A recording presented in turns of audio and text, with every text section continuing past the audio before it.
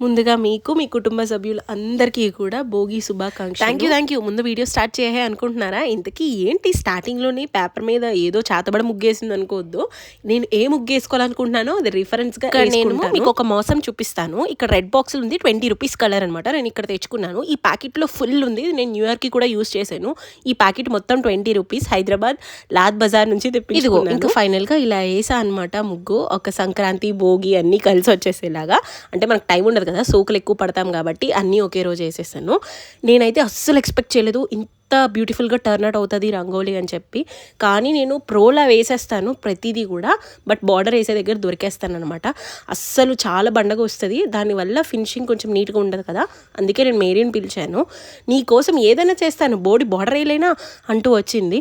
ఏదో వీడియో కోసం హైప్ ఇస్తున్నాను గైస్. లంచం తీసుకొని వేసింది ఆ బార్డర్, తెలుసా మీకు?